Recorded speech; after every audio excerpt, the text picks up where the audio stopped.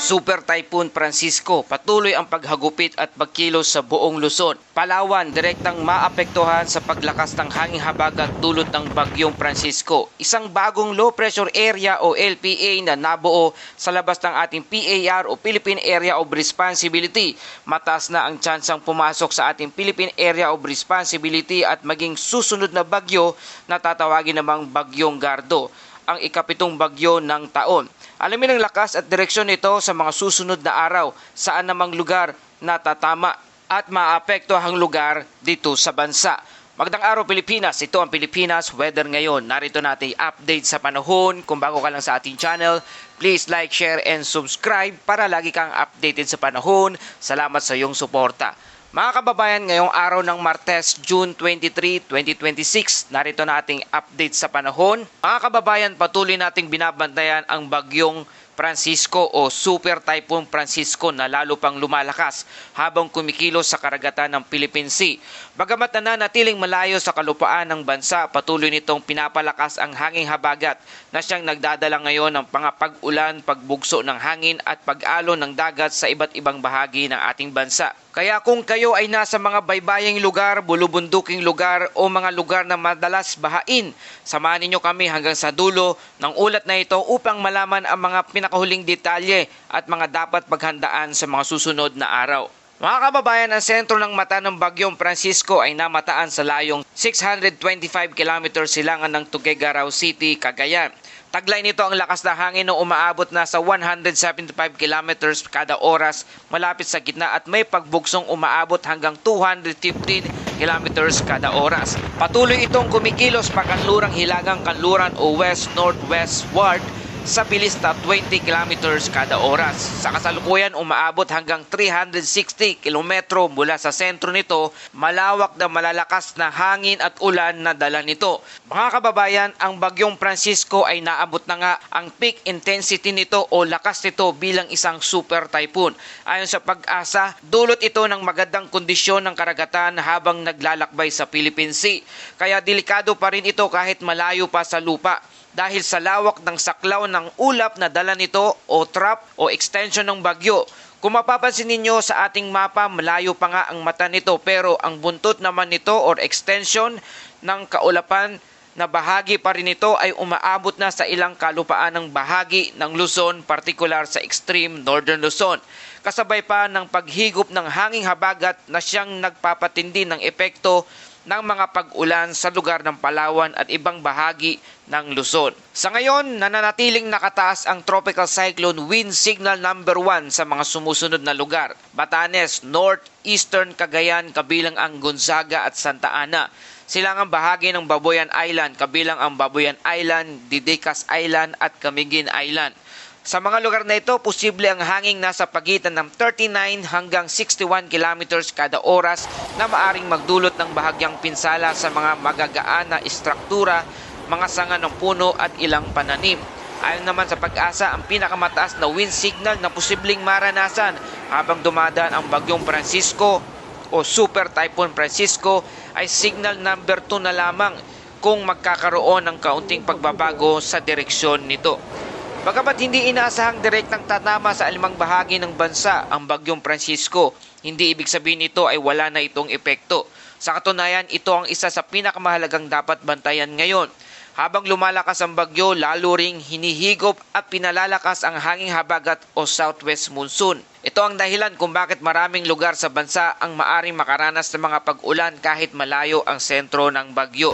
Sa madaling salita mga kababayan, hindi kailangan maglandfall ang isang bagyo upang magdulot ang panganib at pinsala sa bansa. Ngayong araw, inaasahan ng malalakas hanggang gale force na pagbugso ng hangin sa malaking bahagi ng ating bansa. Kabilang dito ang halos buong Luzon at malaking bahagi ng Visayas.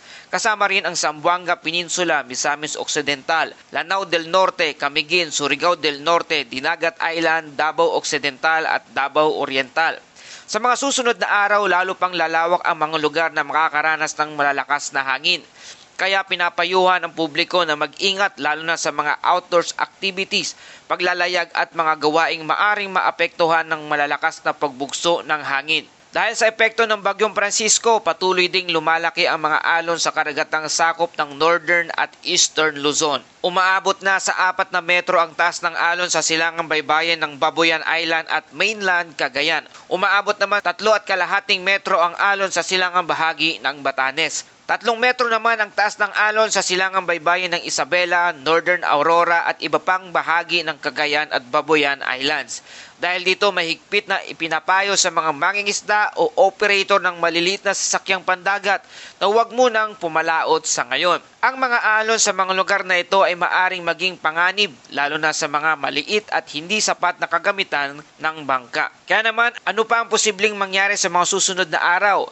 Ayon sa forecast ng Pag-asa, magpapatuloy ang paggalaw ng Bagyong Francisco pahilagang kanluran hanggang bukas. Pagkatapos nito ay unti-unti itong babagal at liliko patungong Hilagang Silangan o Northeast habang papalapit naman sa Ryukyu Island ng Southern Japan. Inaasahang lalabas ito ng Philippine Area of Responsibility o PAR sa araw ng Biyernes, June 26. Gayunpaman, binibigyan diin ng Pag-asa na posible pa ring magkaroon ng kaunting pagbabago sa track nito. Kung magkakaroon ng westward shift o paglapit sa kanluran, maaring mas maramdaman ng extreme northern Luzon ang epekto nito. Kaya mga kababayan na malapit sa extreme northern Luzon, patuloy na po tayo mag-antabay anumang oras. Ito ang dahilan kung bakit mahalagang patuloy nating susubaybayan ang bawat updates at galaw ng bagyo ngayong araw. Kaya narito ang mga dapat nating paghandaan habang papalakas ang Bagyong Francisco at habang mas lumalakas ang habagat. Ito ang mga dapat nating pagtuunan ng pansin. Posibleng pagtaas ng dami ng ulan sa ilang bahagi ng Luzon at Visayas at posibleng pagbaha sa mga mabababang lugar at landslide sa mga bulubunduking lugar. Malalakas na hangin sa mga baybayin at matataas na lugar. Mapanganib na kondisyon ng karagatan lalo na sa Northern at Eastern Luzon. At posibleng pagkansila ng ilang biyahe sa dagat kung patuloy ang paglaki ng mga alon sa inyong lugar. Mga kababayan, dahil sa direktang apekto ng bagyo, may nakaambang mga pag-ulan sa ilang bahagi ng Northern Luzon. Ngayong araw hanggang Miyerkules ng hapon, June 24, posibleng makaranas ng 50 hanggang 100 mm na buhos ng ulan ang lugar ng Batanes at Cagayan.